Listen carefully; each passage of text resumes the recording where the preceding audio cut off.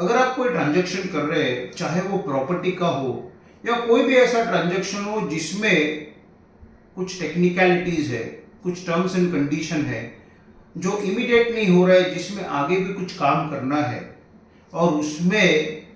कुछ डिस्प्यूट बनने के चांसेस है, कुछ एम्बिग्युइटीज हो सकती है, तो ऐसा क्या किया जाए जिससे जो फ्यूचर में डिस्प्यूट्स हो सकते हैं उसको अवॉइड किया जा सकता है, या फिर जो लीगल कॉम्प्लिकेशंस भी हो सकते हैं उनको अवॉइड किया जा सकता है। तो कई बार क्या होता है कि इनिशियली आप जो पेपर वर्क करना चाह रहे हैं वो आपके रेडी नहीं होते हैं, तो उसके लिए टाइम लगता है। बट क्या क्या टर्म्स फिक्स हुए हैं उसको कहीं ना कहीं पीस ऑफ पेपर पे उतारना और जो जो छोटी छोटी टेक्निकलिटीज है उसको नोट डाउन करना, इसके लिए we can make at initial stage LOI,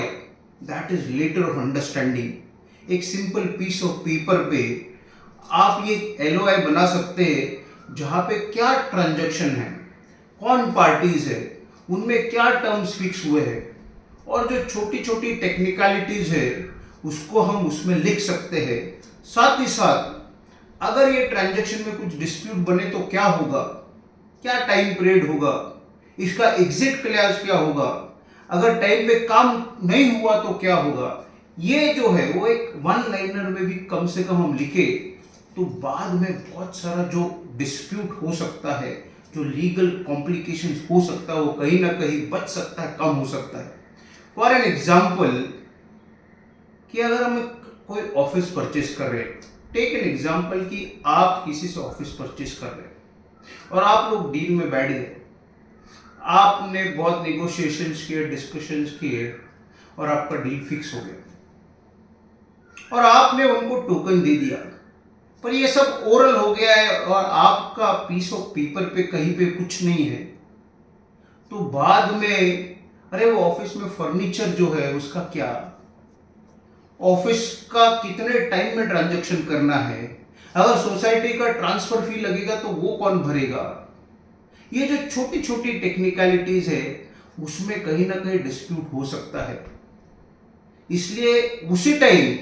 अगर हम एक पीस ऑफ पेपर पे seller buyer details of transaction या प्रॉपर्टी जो भी है, in a case of office which example we are taking, seller buyer office description and terms and condition, मतलब कितना अमाउंट है, कितने टाइम में आपको देना है,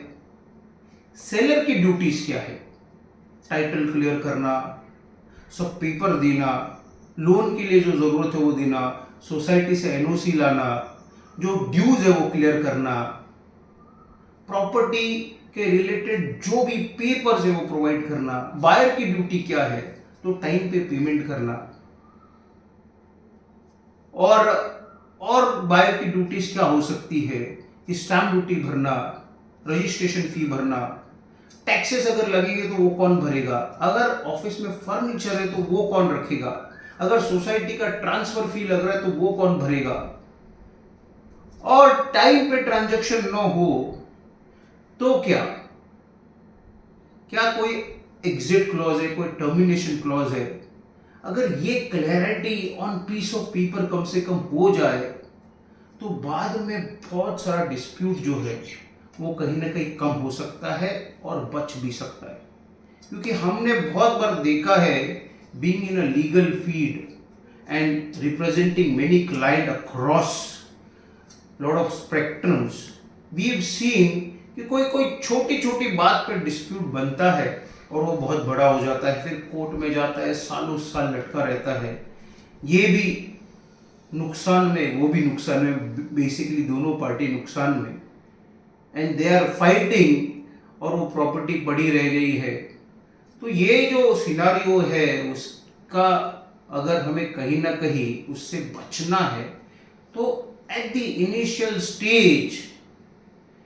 any transaction, I am giving one example of property transaction, but आप किसी को हायर कर रहे हैं, आपके घर पे फर्नीचर करना है, आप किसी इंटीरियर को हायर कर रहे हैं तो उसमें भी ये ट्रांजैक्शन हो सकता है, आप किसी मिस्त्री को अपॉइंट कर रहे हैं तो उसमें भी you can make a LOI, आप किसी को माल दे रहे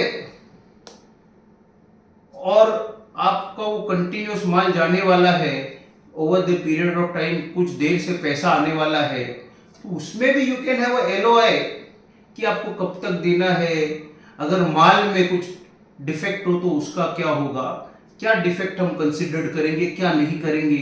so small technicalities, sometime if you can have those technicalities written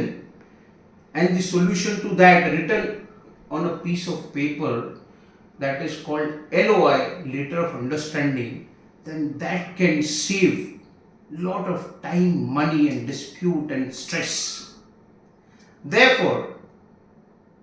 for each transaction we can certainly have a practice that is called have LOI, letter of understanding.